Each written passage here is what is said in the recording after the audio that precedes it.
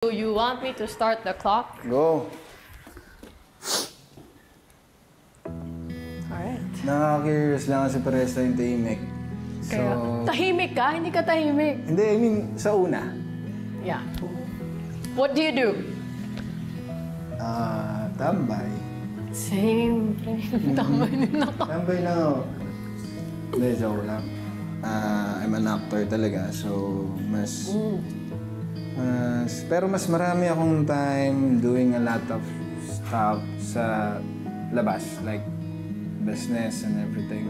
Okay. So parang fashion ko lang din talaga yung pag-arte. Yun yung ginagawa ko. Ikaw?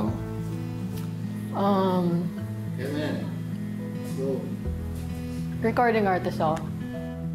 Pero hindi ko talaga makonsider sarili ko as singer. So pag tinatanong talaga ng tao, sinasabi ko talagang tambay. Kasi sa ano ko ngayon, sa status ko ngayon, hindi ko pa talaga masabi yun. Kasi wala pa akong napag-prove ba.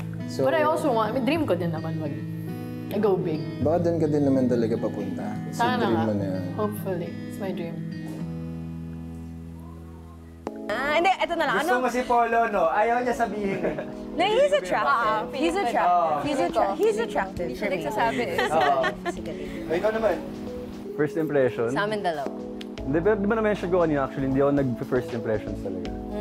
You don't judge a book by its cover. Mas gusto ko yung kinakausap ko, kinikilala ko. Kaya na-mention ko rin kanina na I wanted to go on a date with all three of you. Well, si Pupa, actually, tropa ko na rin talaga.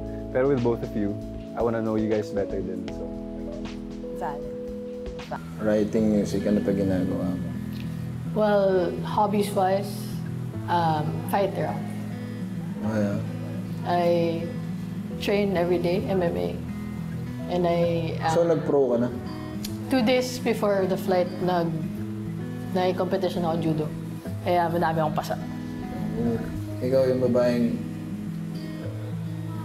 kahit saan mo iiwan. Kahit saan mo iiwan, kaya may pagtanggol yung sarili. Diba? It felt so long na parang gusto ko na matapos kasi ang daming dead air, tapos pinipilit ko na lang na magtanong ng kung ano-ano. 20 seconds na lang, oh. Okay lang yan. Very interesting na lang. Cool. Yeah, man. Ano pa yung masabi? 4, 3, 2, 1. Alam ko malabo mata mo, tapos ngayon... Pag nagsisquint ang tito. Kulang yung usapan namin and hindi rin kasi ako sanay na parang nag-i-interview ako ng tao eh. After ng usapan namin, parang ang feeling ko ang hambog niya.